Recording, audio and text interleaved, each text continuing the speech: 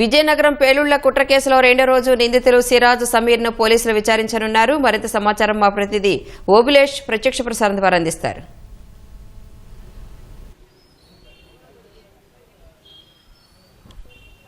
Thank you రాణి.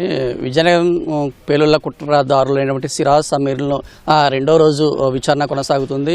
మొదటి రోజు ఎక్కడైతే పోలీసు విజయనగరంలోని పోలీసు శిక్షణ కళాశాలలో విచారణ కొనసాగించారు, రెండో రోజు కూడా అక్కడే విచారణ మొదలైందని చెప్పొచ్చు. మొదటి రోజు విచారణ అంశాలకు వస్తే పోలీస్ విశాఖ జిల్లా కేంద్ర కార్యాలయంలో ఉన్నటువంటి ఇద్దరిని సిరాజు సమీర్ని ఇద్దరు కూడా విశాఖ నుంచి 11 గంటలకు విజయనగరంలోని పోలీసు కళాశాలకు తరలించారు.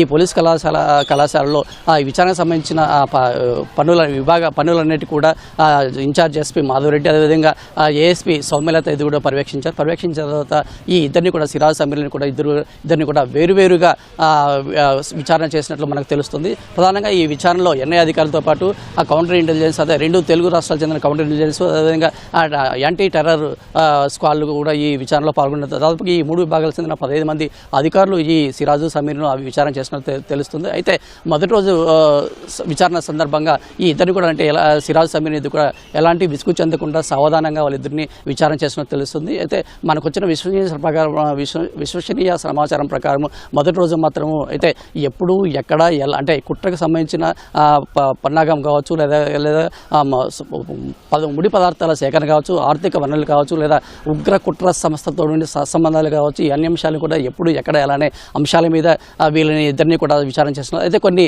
ప్రశ్నల మీద దాదాపు 15 నుంచి 20 ప్రశ్నలు సంధించినట్లు తెలుస్తుంది. ఈ ప్రశ్నలన్నీ కూడా కొన్ని అంటే సమీరు సమాధానంగా చెప్పినప్పుడు కూడా సిరాజ్ కొన్ని విషయాలు ముక్తసరిగా అదే తెలుసు తెలియదు మర్చిపోయాననే విధంగా కొన్ని సమాధానాలు చెప్పినట్లు మనకు విశ్వసనీయ సమాచారం. అయితే ఈ విషయాల మీద సిరాజ్ నుంచి సరైన సమాచారం పెట్టే అధికారులు సరైన ఆధారాలతో వాటిని చూపించినప్పుడు సిరాజ్ సమాధానం రాబట్టలేదు. అయితే ఈ సమాధానం అయితే ఇద్దరు కూడా సిరాజు సమీర్లు ఒకే తరహా ప్రశ్నలు వేయడంతో ఆ ప్రశ్నలను ఇద్దరు కూడా సమాధానాలను క్రోడీకరించినట్టు తెలుస్తుంది. అయితే రాత్రి 9 దాకా కూడా ఈ విచారణ కొనసాగినట్లు మనకు తెలుస్తుంది. అయితే ఈ మొదటి రోజు విచారణ సందర్భంగా అదేవిధంగా కస్టడీ ఎవరైతే సిరాజ్ సమీర్ విశాఖ జైల్లో కస్టడీలో ఉన్నారో కస్టడీలో కూడా ఒక కొత్త కోణం మనకు వెలుగు చూసినట్టు తెలుస్తుంది.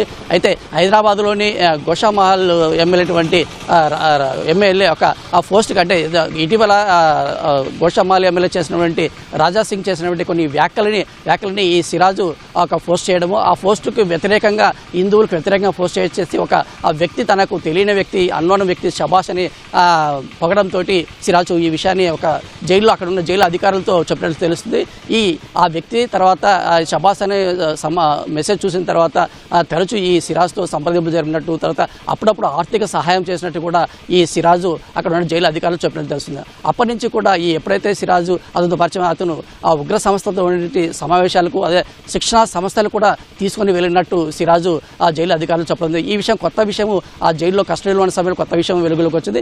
ఈ విషయం కూడా ఈరోజు ఈ ఎన్ఐ అధికారులు కావచ్చు, లేదా యాంటీ టెర్రరిస్ట్ అధికారులు కావచ్చు, స్క్వాడ్ కావచ్చు, వీరు పూర్తి విచారణ చేసే అవకాశం ఉంది. అయితే మొదటి రోజు అంటే సిరాజు సమీర్ ఎలాంటి విసుగు చెందకుండా విచారణ కొనసాగించిన దర్యాప్తు అధికారులు రెండో రోజు కూడా ఎఫ్ఐఆర్లో నమోదైనటువంటి అంశాల మీద మరింత లోతుగా విచారణ చేసే అవకాశం ఉందా, లేదా వీరు సీన్ ఆఫ్ క్రియేషన్స్ అంటే ఎక్కడైతే సిరాజు పేలుళ్లకు సంబంధించిన పదార్థాల సేకరణ కావచ్చు, పేలుళ్ల పదార్థాల తయారీ కావచ్చు, ఎక్కడైతే చేశారో వాళ్ళ స్వగృహం కావచ్చు, లేదా ఆ విజయనగరంలోని మరొక ఇంట్లో డబుల్ ఖాళీలోని మరొక ఇంట్లో ఉన్నటువంటి ఆ అంశాలను కూడా అంటే సీన్ ఆఫ్ అఫెన్స్కి వెళ్ళే అవకాశం ఉందా లేదా అనేది మరికొంత సేపట్లో తెలియనుంది. ఓటో స్టూడియో.